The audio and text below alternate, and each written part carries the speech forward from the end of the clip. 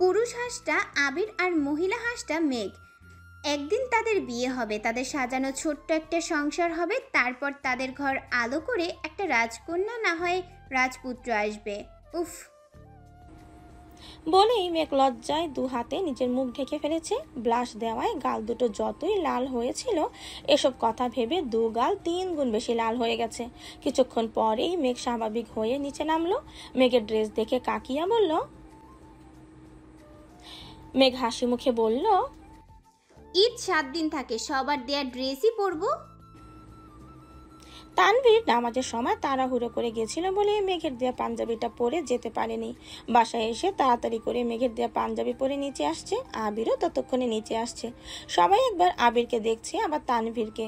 হালিমা খান প্রশ্ন করলেন, তোরা কি সেম পাঞ্জাবি কিনছিস? তানভীর ঠোঁটে হাসি রেখে বলল, পাঞ্জাবি গিফট পেয়েছি। কে দিল? বনুয়া আমাকে আর ভাইয়াকে গিফট করেছে। ডিজাইন নিজে করেছিস? মেঘ ছোট করে বলল, হ্যাঁ। বাহ, খুব সুন্দর হয়েছে। তোর আব্বু চাচুদেরও দিদি। ভালো লাগলে ইনশাল্লাহ আগামী ঈদে সবাইকে দিব। ইনশাল্লাহ। সবাই একসঙ্গে খাওয়া দাওয়া করে 5 ভাই বোন মিলে ঘুরতে বেরিয়েছে। তানভীর ড্রাইভ করছে আর আবির পাশের সিটে বসে আছে। ফুপ্পির বাসা থেকে অলরেডি ঘুরে অল্প নাস্তা করে আসছে। রাস্তায় যেতে যেতে মেঘ হঠাৎই বলে উঠল, ভাইয়া চলো না বন্যাদের বাসার দিকে যাই। আবির আর তানভীর দুজনেই আটকে উঠল। তাদের প্ল্যান ছিল এদিক সেদিক ঘুরে শেষে বন্যাদের বাসার দিকে যাবে, কিন্তু মেঘ শুরুতেই বলে ফেললো। তানভীর মুখভঙ্গি স্বাভাবিক দেখে প্রশ্ন করলো, ওইদিকে কেন? বন্যা ঈদে কোথাও বের হয় না, আমরা যেহেতু বের হয়েছি ওকে দেখে আসি। আবির মৃদু স্বরে হেসে বলল, শুধু দেখে আসবে কেন, ওকে নিয়ে আসিস, সবাই একসঙ্গে ঘুরবো। আচ্ছা বলবো ওকে। তানভীর বন্যাদের বাসার উদ্দেশ্যে রওনা দিল। আবির পাশে বসে ফোনে কিছু একটা করছে আর তানভীরের সাথে টুকিটাকি গল্প করছে। হুট করে আধি বলে উঠল, আবির ভাইয়া, তুমি আমাকে সালামি দাওনি কেন? আধির কথা শুনে মেঘ দুজনেই চমকে উঠেছে। মেঘ মনে মনে ভাবছে, আপনি আমাকে এত এত টাকা সালামি দিলেন অথচ আদিদের দিলেন না, এটা কি ঠিক হলো? আবির ভ্রু গুটিয়ে গম্ভীর কণ্ঠে বলল, আমি নামাজে যাওয়ার আগেই তোদের সালামি কাকিয়ার কাছে রেখে গেছি। কাকিয়া ব্যস্ত, তাই হয়তো মনে নেই। বাসায় গেলেই পেয়ে যাবি। তাছাড়া গতকাল তোদের রুমে ড্রেসও রেখে আসছি, দেখিসনি? মিম তড়িৎ বেগে বলল, হ্যাঁ দেখছি, ড্রেসটা খুব সুন্দর হয়েছে, রাতে পরবো। আদিও বলে উঠল, একটা রাতেই দেখেছি। থ্যাংক ইউ ভাইয়া। তানভীর ঠাট্টা স্বরে বলল, আদি তোর সালামি কত হলো? আদি মুখ ফুলিয়ে বলল, তোমাকে কেন বলবো, আমি রাতে ঘুমালে তুমি নিয়ে যাইতা। তানভীর হেসে বলল, সে আমি এখনই তোর থেকে নিতে পারি, নিব? আদি চিৎকার দিয়ে উঠল। না। আবির মেকি স্বরে বলল, দূর, তানভীর তোর সালামি নিয়ে কি করবে? আদি মুখ ফুলিয়ে বলল, একবার নিয়ে গেছিল। আবির ভ্রু কুচকে সন্দেহের দৃষ্টিতে তানভীরের দিকে তাকালো। তানভীর হেসে বলল, আরে ভাইয়া, ব্যাপারটা তেমন না। তো কেমন? তখন আদি আরো ছোট ছিল। আদি আমার কাছে সালামি চাইছে, তো আমি বলছি তুই যত সালামি পেয়েছিস আমি একাই ততটা দিব। আদি যেন তার সালামি আমাকে দেখায়। তারপর আদি বের করে দিল সব। তখন মজা করে আমি একবার বলেছিলাম, এখন যদি তোর সালামি আমি নিয়ে যাই তাহলে কেমন হবে? বলছি না মরে আচ্ছা বলেছি না মরেছি আমি। আদি কাঁদতে কাঁদতে ফ্লোরে গড়াগড়ি শুরু করেছে। আমার পকেটে যত টাকা ছিল আমি সব দিয়ে দিয়েছি, তবুও আদির কান্না থামে না। আম্মু, বড় আম্মু ইচ্ছে মতো আমাকে ঝাড়ছে, তবুও আদিকে থামাতে পারেনি। প্রায় 30-40 মিনিট মাটিতে গড়াগড়ি করেছে। আমি সেদিনই মনে মনে কানে ধরেছি, আর যাই করি সালামি নিয়ে কোনো মজা করব না। এরপর থেকে ঈদের দিন গোসল করে রেডি হওয়ার আগেই ওদের সালামি দিয়ে দিই। হাতে যত থাকে ততই দেই, ভালোবাসা আর দেখাতে যাই না। তানভীরের কথা শুনে সবাই হাসছে। ততক্ষণে বন্যাদের বাসার কাছে চলে আসছে। মেঘ গাড়ি থেকে নেমে বলল, আমি যাই, তোমরা গাড়িতেই বসো। মিম পেছন থেকে ডেকে বলল, আপু আমি তোমার সাথে আসি।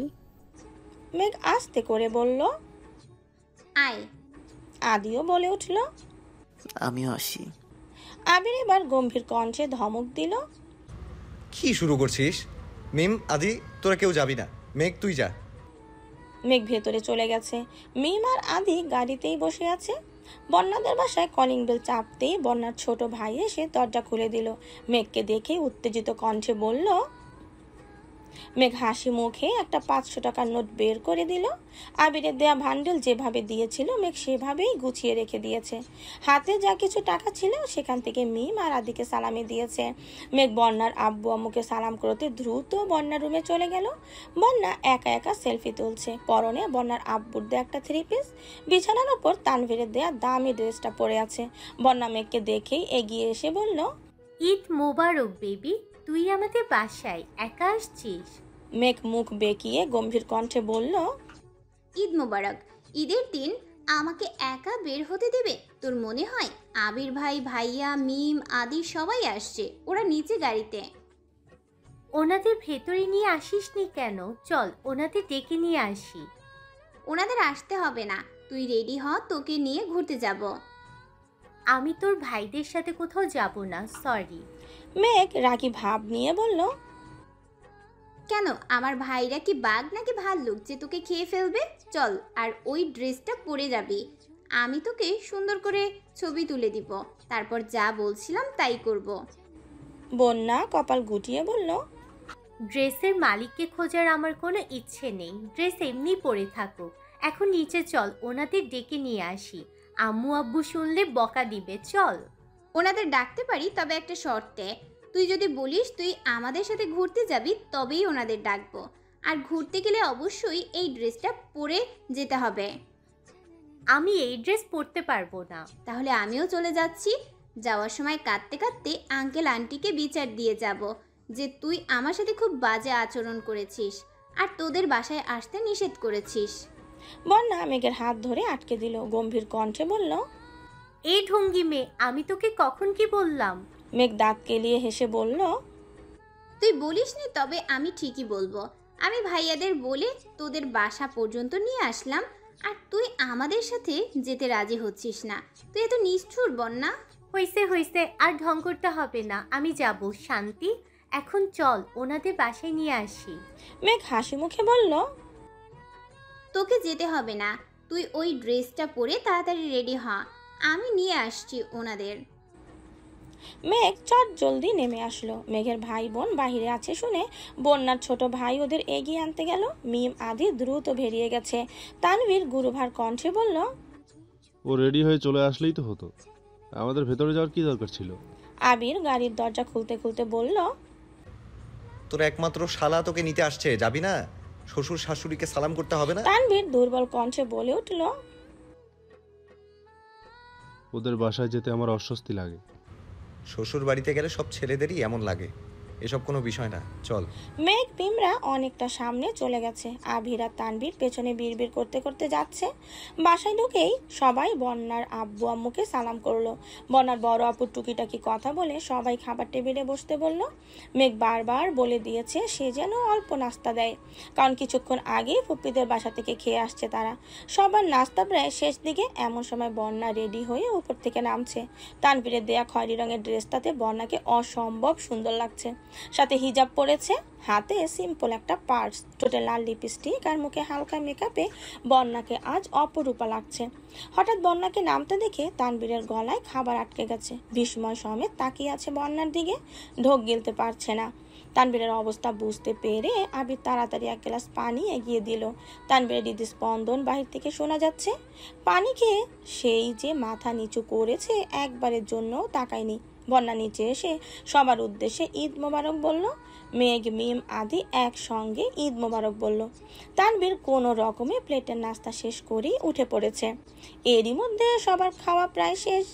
বন্যার আব্বু আম্মুর ওকে বিদায় দিয়ে সবাই বেরিয়ে পড়েছে।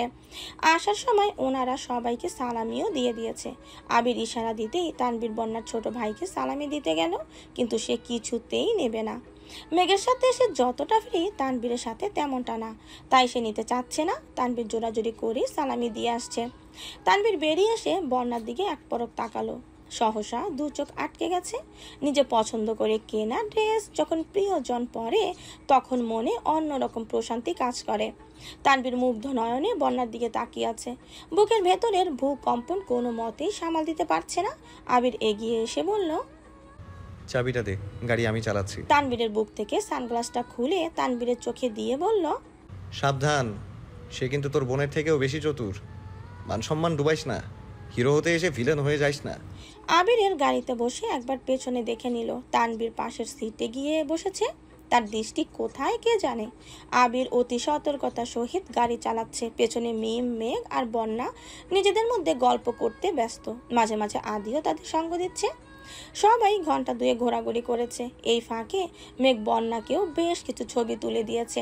ঘোরাঘুরি শেষে বন্যাদের বাসায় যাওয়ার সময় মেঘ বন্যার ছবি দেখে একটা ছবি সিলেক্ট করে দিল ফেসবুকে পোস্ট করার জন্য। বন্যার মেঘ আস্তে আস্তে কথা বললেও আবির সে কথা শুনে ফেলেছে। আবির সহসা ব্রেক কষল। পিছন ফিরে মেঘ আর বন্যার দিকে এক পলক দেখে গম্ভীর কণ্ঠে বলল, ফেসবুক ছবি দেওয়ার অভ্যাস ত্যাগ করো। আজকের পর ফেসবুকে যেন কারো ছবি না দেখি। আবিরের কথা শুনে মেঘ ঠোঁট উল্টিয়ে কাঁদো কাঁদো মুখ করে তাকালো। আবির দেখেও না দেখার মতো করে সামনে তাকিয়ে আবার গাড়ি স্টার্ট দিল। মেঘ আর চোখে আবিরকে দেখছে। আবির মিনহাজকে ব্লক দেওয়ার পর পর মেঘের ফেসবুক আইডি থেকে মেঘের সব ছবি ডিলিট করে ফেলেছে। মেঘ বিষয়টা তখনই খেয়াল করেছে, বন্যাকেও জানিয়েছে। আবিরের জেলাসি দেখে সেদিন মেঘ আনমনে অনেকক্ষণ হেসেছেও। তবে আজকে শুধু মেঘকে বলেনি, আবির বন্যা সহ ওয়ান করেছে। আবির মেন রোডে গাড়ি থামিয়ে তানভীরকে বলল, তানভীর, বন্যাকে বাসা পর্যন্ত এগিয়ে দিয়ে আয়।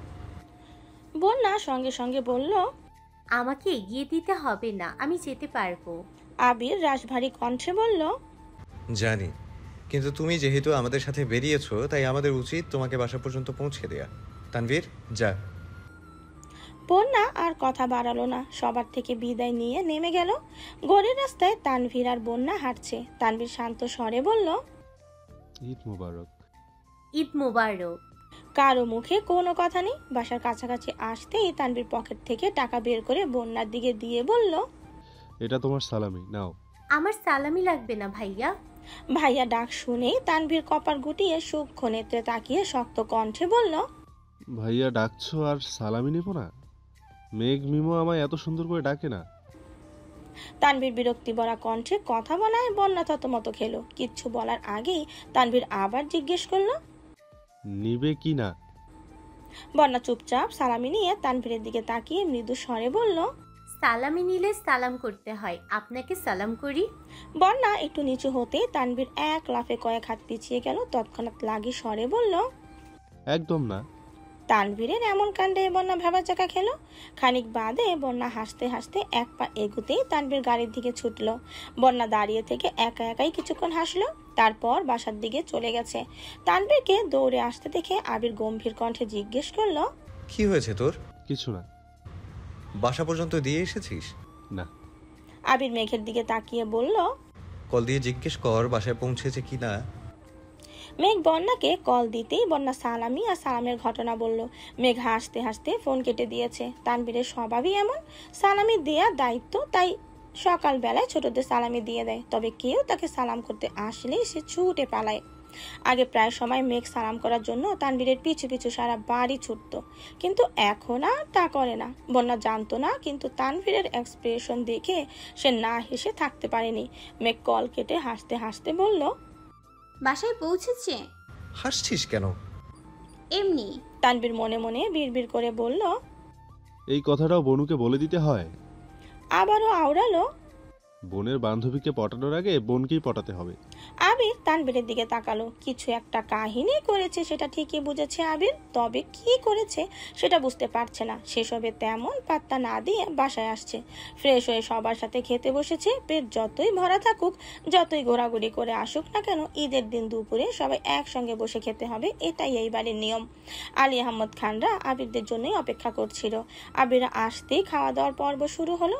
অন্যান্য দিন বাড়ির বউরা না বসলেও ঈদের দিন অন্তত পক্ষে সবার সাথে বসতে হয়। খাওয়া শেষে সবাই সবার মতো রেস্ট নিতে চলে গেছে।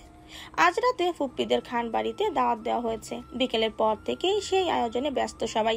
আলী আহমদ খান আর মোজাম্মেল খান সোফায় বসে আছেন। ইকবাল খান বন্ধুদের সাথে দেখা করতে চলে গেছেন। আবির তানভীর দুজনেই বাড়িতে। ঈদের দিন তানভীর সচরাচর বন্ধুদের সাথে দেখা করে না। মেঘ বিকেলের দিকে মোজাম্মেল খানের দেওয়া ড্রেসটা পরেছে, গাঢ় সবুজ রঙের গর্জিয়াস ড্রেস। চুলে একটা স্টোনের মুকুট পরেছে, পেছনের দিকে চুলগুলো ছাড়া একদম রানীর মতো লাগছে। আত্মীয় স্বজন বেড়াতে আসলে মেঘ যথাসাধ্য কাজ করলেও আজ তারা কিছুই করছে না। বিশেষ করে মেঘ ডাইনিং থেকে একটা চেয়ার নিয়ে ড্রয়িং রুমের মাঝখানে রেখে পায়ের উপর পা তুলে বসে আছে। দু হাতের কোনোই অবধি মেহেদি দেয়া, ম্যাচিং করা সবুজ কাচের চুড়িও পরনে। এক হাতে একটু পর পর চুল ঠিক করছে আর মিম আদির সাথে পক পক করছে। মেঘের ক্ষুধা লাগলে আদিকে এটা সেটা এনে দিতে বলছে, কারণ সে এই ড্রেস পরে কোনোভাবেই রান্নাঘরে যাবে না। আবির ঘুম থেকে উঠে বারান্দা থেকে মেঘের ভাবভঙ্গি দেখে নিঃশব্দে হাসছে। অতঃপর শান্ত স্বরে বলল, তোকে সারা জীবন রাজরানীর মতোই যত্নে রাখার তৌফিক আল্লাহ যেন আমাকে দেন। আবির নিচে আসতেই আলী আহমদ খান ধীর কণ্ঠে ডাকলেন, জি আব্বু, জি, একটু দরকার ছিল, কিছুদিনের মধ্যে রেখে দিব। আলী আহমদ খান তপ্ত স্বরে বললেন। মিম আস্তে করে বলল, ভাই আমাদের অনেক টাকা সালামি দিয়েছে বড় আব্বু। আলী আহমদ খান গুরুবার কণ্ঠে বললেন। আবির নিশ্চুপ দাঁড়িয়ে আছে। আবিরের নিস্তব্ধতা আলী আহমদ খান সহ্য করলেও মোজাম্মেল খান সহ্য করতে পারলেন না। রাগী স্বরে বললেন। আবির দু আঙ্গুলে কপালে হাত রেখে মেঘের দিকে তাকালো, মনে মনে বিড়বিড় করে বলল। আলী আহমদ খান পুনরায় বললেন। আবির অনচ্ছ হেসে বলল, তোকে পাওয়ার জন্য আর কত বকা আমায় খেতে হবে সেটা একমাত্র আল্লাহই ভালো জানেন। আমি যা করি বুঝেই করি, আর যা করব তাও বুঝেই করব ইনশাল্লাহ। আবির রান্নাঘরের দিকে চলে গেছে। মোজাম্মেল খান রাগী স্বরে বললেন। আলী আহমদ খান মলিন হেসে বললেন। তানভীর সিঁড়ি দিয়ে নামতে নামতে মনে মনে বলল, আব্বু, তোমার অ্যাকাউন্ট থেকে টাকা নিয়ে ভাইয়া কি করবে? তুমি যার নামে টাকা জমাচ্ছ সেই তো ভাইয়ার। রাতে ফুপ্পিরা এসে খাওয়া দাওয়া করে গেছেন। আগামীকাল বিকেলে রাকিবের গায়ে হলুদ। খুব বড় অনুষ্ঠান না করলেও কাছের মানুষ আত্মীয় স্বজনরা থাকবে। জানাতে শ্বশুরবাড়ির সবাই আগামীকাল দুপুর দিকে রাকিবদের বাসায় চলে যাবে। এদিকে মেঘ আর মিমকে পাঠানোর জন্য জান্নাত আইরিন দুজনেই খুব রিকোয়েস্ট করছে। মোজাম্মেল খান প্রথম দিকে রাজি না হলেও জান্নাতের জোরাজোরিতে বাধ্য হয়ে রাজি হয়েছেন। আজ সকালে খাবার টেবিলে সবাই উপস্থিত হতেই মোজাম্মেল খান নীরবতা ভেঙে বললেন। আবির ভ্রু কুঁচকে বলল, আমাকে দুপুরের পরে রাকিবের বাসায় যেতে হবে। কেন চাচ্ছু? আবির স্বাভাবিক ভঙ্গিতে বলল, আসলে আসবে, আমাকে থাকতে হবে কেন? মোজাম্মেল খানের কথায় আবির যেন আকাশ থেকে পড়েছে। তানভীর বসা থেকে দাঁড়িয়ে বলল, বনুকে দেখতে আসবে মানে? কিসের দেখা দেখি? মেঘের মনের ভেতর কালবৈশাখী ঝড় শুরু হয়ে গেছে। আব্বু কি বলছেন? ছেলে দেখতে আসবে মানে বিয়ে? নিরুদ্বেগ ভঙ্গিতে আবিরের দিকে চেয়ে আছে, তবে আবিরের অভিব্যক্তি বোঝার উপায় নেই। বাহিরে আবির যতই শান্ত থাকার চেষ্টা করুক না কেন, রাগে আবিরের শিরা অপশিরা নীল হয়ে গেছে। চুল থেকে কানের পাশ পর্যন্ত ঘাম পড়ছে। আবির এক আঙ্গুলে ঘাম মুছল। মোজাম্মেল খান ধীর কণ্ঠে বললেন।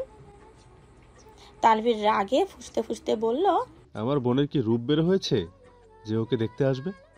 আপনি ওনাদের কল করে আসতে নিষেধ করেন। আমার বোনকে আমি কারো সামনে যেতে দিব না। আলী আহমদ খান ঠান্ডা কণ্ঠে বললেন। মেঘ আহাম্মক হয়ে বসে আছে। আবিরের দৃষ্টি প্লেটের দিকে। তানভীর রাগে উল্টাপাল্টা আচরণ করলেও আবির কোনো কথা বলছে না। তানভীরের বাড়াবাড়ি বুঝতে পেরে আবির বাম হাতে তানভীরের উরুতে হাত রাখলো, যেন চুপ হয়ে যায়। ইকবাল খানও তানভীরকে থামানোর চেষ্টা করছেন, কিন্তু তানভীরের চিল্লাচিল্লি থামার নামই নেই। সে মেঘকে কারো সামনে আসতে দেবে না মানে দেবেই না। আবিরের ইঙ্গিত বুঝতে পেরে তানভীরের মেজাজ আরো তুঙ্গে উঠে গেছে। তানভীর ভেবেছিল আবির আর আব্বুকে কিছু বলবে, কিন্তু আবির উল্টো তানভীরকে থামতে বলছে। তানভীর রাগে ভাতের প্লেট ধাক্কা মেরে উঠে চলে যাচ্ছে। সবার দৃষ্টি তানভীরের দিকে। ইকবাল খান ভারী কণ্ঠে বললেন, খাবারটা। তানভীর রাগে ফুঁসতে ফুঁসতে উপরে চলে গেছে। তিন ভাই টুকিটাকি আলাপ করছে। আবির কোনো দিকে না তাকিয়ে প্লেটের খাবার শেষ করেই উঠে গেছে। ওঠার সময় মেঘের চোখে চোখ পড়ল। মেঘের চোখ ছলছল করছে। গভীর দৃষ্টিতে আবিরকে দেখছে, হয়তো আবিরের মন বোঝার চেষ্টা করছে। আবির সহসা চোখ সরিয়ে চলে গেছে। টানা 2-3 ঘন্টা তানভীরকে ডাকার পরও তানভীর দরজা খুলছে না। এদিকে মেঘ রুমে শুয়ে শুয়ে কান্না করছে। মিম মেঘের পাশে বসে মেঘকে বোঝানোর চেষ্টা করছে। আবির ছাদে দাঁড়িয়ে আছে। তানভীরকে দেখে দেখেই আবির নিঃশব্দে হেসে এগিয়ে আসলো। আবিরের হাসি দেখে তানভীর রাগে কটকট করে বলল, তুমি আমার বোনকে বিয়ে করবা নাকি করবা না? আবির তানভীরকে আলতোভাবে জড়িয়ে ধরে পিঠে আস্তে করে চাপড় মেরে বলল, এত মাথা গরম করলে কিভাবে হবে ভাই? তুই তো জানিস তোর বোনকে ছাড়া আমি চোখে ঝাপসা দেখি। আব্বু, এসব কি শুরু করেছে?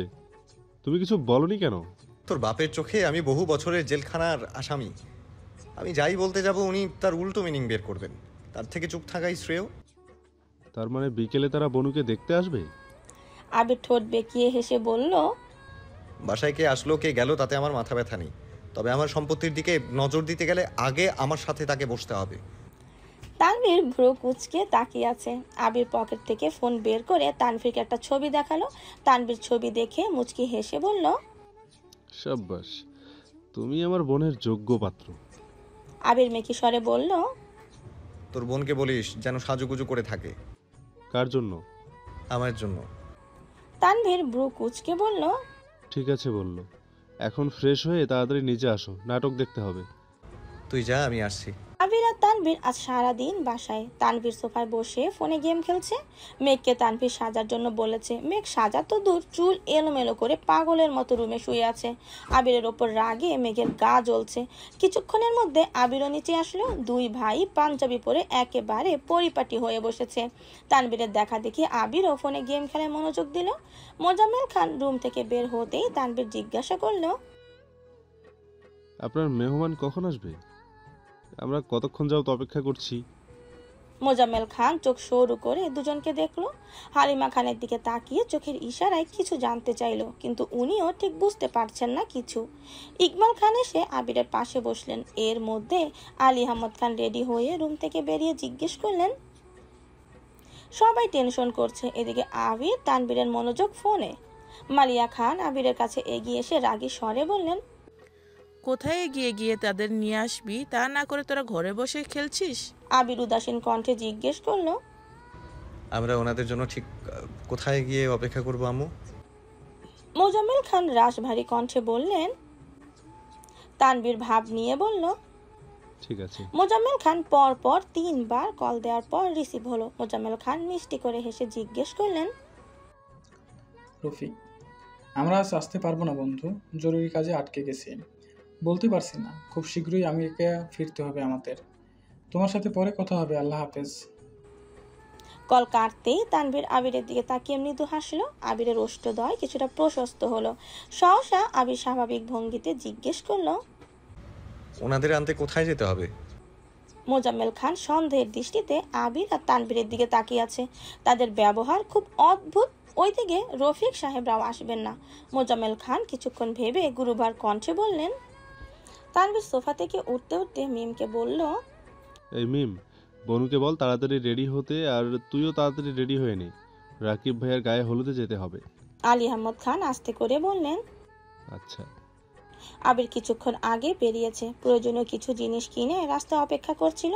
তানভীর রাস্তা থেকে আবিরকে নিয়ে গেছে। পেছনে মিম আর মেঘ বসা। মেঘ চোখ বন্ধ করে বসে আছে। আব্বুর প্রতি যতটা না রাগ উঠেছিল, তার থেকে কয়েক গুণ বেশি রাগ আবিরের উপর। মেঘ নিজেকে নিজে প্রশ্ন করলো, আবির ভাই কি সত্যি আমাকে ভালোবাসেন? রাকিবের বাসায় আসতেই রাকিব সূক্ষ্ম নেত্রে আবিরের দিকে তাকিয়ে আছে। আবির ভুরু নাচাতেই রাকিব গুরুতর কণ্ঠে বলল, আমার কালকে বিয়ে, এটা কি তোর মাথায় ছিল? থাকবে না কেন? জেনে শুনে এত বড় রিস্কে আমায় পাঠিয়ে দিলি যে। আমার কখনো কোনো কাজে ভয় লাগেনি, অথচ আজ ভয় লাগছে। রিয়াটার কথা খুব মনে পড়ছিল। আমার কিছু হলে মেয়েটা বিয়ে ছাড়াই বিধবা হয়ে যেত। আবির মুচকি হেসে বলল, এত সহজে তোর কিছু হতে দিব না আমি, চিন্তা করিস না। আগে চাচ্ছু হবি, তারপর। এমন সময় মেঘ আসছে। মেঘকে দেখে রাকিব আবিরকে প্রশ্ন করলো, তারপর কি? মরে যাইস। বাহ আবির বাহ, দেখছো মেঘ, তোমার আবির ভাই আমাকে মরে যেতে বলছে। মেঘ রাশবাড়ি স্বরে বলল, উনি তো চান আমরা সবাই মরে যাই, তাহলে উনি মুক্তি পেয়ে যাবেন। মেঘের মুখে এমন কথা শুনে আবির ভ্রু যুগল নাকের গোড়ায় টেনে নিল। মেঘের মনের এক আকাশ অভিমান যা তার কথাতেই ফুটে উঠেছে। রাকিবও স্তব্ধ হয়ে গেছে। এর মধ্যে জান্নাত এসে বলল, মেঘ চলো, তোমাকে শাড়ি পরিয়ে দেই। না আপু, শাড়ি পরার মতো মন মানসিকতা আমার নেই। কেন, কি হয়েছে? মেঘ ঢোক গিলে আকুর কণ্ঠে বলল, হয়তো খুব শীঘ্রই আমার বিয়ের দাওয়াত পাবে। জান্নাত ভ্রু কুচকে চেয়ে আছে। মেঘ চোখ মুছে মিমের পাশে সোফায় গিয়ে বসলো। রাকিব জান্নাতকে ইশারা দিতেই জান্নাত ভেতরে চলে গেছে। আবির সোফায় গিয়ে বসে গম্ভীর কণ্ঠে বলল, মিম তুই ভিতরে যা। মিম সঙ্গে সঙ্গে উঠে গেছে। আবির মেঘের পাশে বসে মোলায়েম কণ্ঠে বলল, কি হয়েছে তোর? এত অভিমান করেছিস কেন? মেঘের চোখ দিয়ে টুপ টুপ করে পানি পড়ছে। মেঘ দু হাতে বারবার চোখ মুছছে। আবির আবারও জিজ্ঞেস করলো, কথা বলবি না? মেঘ কাঁদতে কাঁদতে বলল, মেয়েদের আপন বলতে কেউ থাকে না। যদি কখনো কাউকে আপন মনে হয় তবে তার সঙ্গেই না হয় কথা বলবো। আবির দুর্বদ্ধ দৃষ্টিতে মেঘের কন্দররত দৃষ্টতায় চেয়ে আছে। মেঘের নিরন্তর কান্নায় আবিরের হৃদয় ভেঙে চুরে তছনছ হয়ে যাচ্ছে। তবুও নিজেকে নিয়ন্ত্রণ করে শান্ত স্বরে বলল, নিষ্করুণ এই পৃথিবীতে হয়তো কেউ আছে যে তোকে তার পৃথিবী মনে করে। তোর স্বামীপ্যে তার মন অনুরোচিত হয়। খুঁজে দেখিস তোর আশেপাশে কেউ এমন আছে যে তোর কণ্ঠস্বর শোনার জন্য প্রতিনিয়ত ছটফট করে। চিৎকার করে বললেই কেউ কারো আপন হতে পারে না। মেঘ কাঁদছে আর বিড়বিড় করে বলছে, সেই কেউটা কি সারা জীবন কেউ হয়েই থাকবে? আবির মৃদু হেসে বলল, হয়তো না, সময় হলে ঠিকই আপন করে নেবে। মেঘ আটকো চোখে আবিরকে দেখে তাচ্ছিল্যে স্বরে বলল, হ্যাঁ, তবে আমাকে নয়, হয়তো আমার লাশটাকে। আবির তেজপূর্ণ কণ্ঠে চিৎকার করলো, একটা থাপ্পড় মারবো তোকে। কথাটা বলতে বলতে হাত উপরে তুলল আবির। ক্রুদ্ধ আঘাতে চাইল মেঘের অভিমুখে। ক্রোধে আবিরের নাকের ডগা ফুলে উঠেছে। মেঘ কিছুটা সরে গিয়ে তাকালো আবিরের দিকে। ভয়ে হাত পা ঠান্ডা হয়ে যাচ্ছে। আবির সঙ্গে সঙ্গে হাত নামিয়ে নিল। মেঘ ভ্রু কুচকে ভেজা কণ্ঠে বলল, থামলেন কেন? এখন থাপ্পড় দিলে অনুভব করতে পারবো, লাশ হয়ে গেলে তো আর পারবো না। দেন। আবির আবারও চিৎকার করলো। মেঘ। আবির উঠে পাশে থাকা একটা কাঠের চেয়ারে শরীরের সর্বশক্তি দিয়ে লাথি মেরে রুম থেকে বেরিয়ে গেছে। মেঘ কিছুক্ষণ সে পথে নিশ্চুপ চেয়ে রইল। তারপর সোফার উপর দুই পা তুলে হাঁটুতে মুখ লুকিয়ে বসে আছে। মেঘ এখানে আসতে চাইছিল না, কিন্তু তানভীর জোর করে নিয়ে আসছে। এখানে আসার পর থেকে তানভীর, আসিফ আর আরিফ আড্ডায় মগ্ন হয়ে আছে। 10 মিনিটও হয়নি আবির এক গ্লাস শরবত দিয়ে আসছে। মেঘের মাথায় হাত রাখতেই মেঘ আতকে উঠে তাকালো। আবির পাশে বসে শান্ত স্বরে বলল, শরবতটা খান। মেঘ শক্ত কণ্ঠে বলতে চাইল, খাবো না। কিন্তু আবিরের আগ্নেয়গিরি লাভার ন্যায় লাল বর্ণের দু চোখ পড়তেই ভয়ে আর কিছু বলল না। শরবতের গ্লাস নিয়ে ঢকঢক করে গ্লাস ভর্তি শরবত শেষ করে ফেলল। আবির ধীর হস্তে মেঘের দু চোখ মুছে ঠান্ডা কণ্ঠে বলল, গায়ে হলুদের প্রোগ্রামে এসে এইভাবে কাঁদলে মানুষ উল্টাপাল্টা ভাববে। এখন শান্ত হ, কিছুক্ষণ রেস্ট নিয়ে পরে বাসায় গিয়ে আবার কাঁদিস। মেঘ আকুল কণ্ঠে শুধালো, আমি কাঁদলে আপনার বুঝি খুব ভালো লাগে? আবির মনে মনে আউড়ালো, তোর চোখে পানি দেখলে কলিজা ফেটে যায় আমার। আবির এক পলক মেঘের দিকে তাকিয়ে উঠে চলে যাচ্ছে। মেঘ মলিন কণ্ঠে জিজ্ঞেস করলো, কিছু বললেন না? আবির কোনো উত্তর না দিয়ে বেরিয়ে গেছে। আবিরের এমন আচরণে মেঘের বড্ড অভিমান হলো। আবির বেরিয়ে যেতেই জান্নাত, আইরিন, মিম একে একে ডেকে গেছে, কিন্তু মেঘকে এক চুলও নড়াতে পারেনি। আবির বাসা থেকে বেরিয়ে কোথায় যেন চলে গেছে। রাকিব ফোনের পর ফোন দিচ্ছে। আগামীকাল রাকিবের বিয়ে, কোথাও একটু আনন্দ করবে, কিন্তু বন্ধুর জন্য তারও উপায় নেই। 1 ঘন্টা পেরিয়ে যাচ্ছে, আবির ফোন ধরছে না, বাসায়ও ফিরছে না। রাকিব, আসিফ, তানবীর একের পর এক কল দিয়েই যাচ্ছে, কারো কলই রিসিভ করছে না আবির। মেঘ চুপচাপ বসে বসে সবার কর্মকাণ্ড দেখছে। মনের ভেতর ভয় হচ্ছে ঠিকই, কিন্তু সে কল দিবে না বলে জেদ ধরে বসে আছে। প্রায় 1.5 ঘন্টা পর আবির বৃষ্টিতে অর্ধেক ভিজে বাসায় আসছে। আবিরকে দেখেই রাকিব হুঙ্কার দিয়ে উঠল, কোথায় গেছিলি তুই? তোর গেস্টদের সাথে দেখা করতে। ফোন ধরে বলা যেত না তোর যন্ত্রণায় কি বিয়েটাও করতে পারবো না? আবির মলিন হেসে বলল। সরি। রাকিব এবার গলার স্বর নিচু করে জিজ্ঞেস করলো, কি হয়েছে আবির? আরে কিছু হয়নি। আবির রুমে ঢুকতেই মেঘের এক পলক তাকালো। আবিরকে রুমে ঢুকতে দেখে মেঘ পা নামিয়ে স্বাভাবিকভাবে বসেছে। আবির একটা চেয়ার টেনে একপাশে বসে পড়েছে। আইরিন তাড়াতাড়ি করে একটা তাওয়াল নিয়ে আসছে। আবিরের অর্ধেক শরীর ভেজা।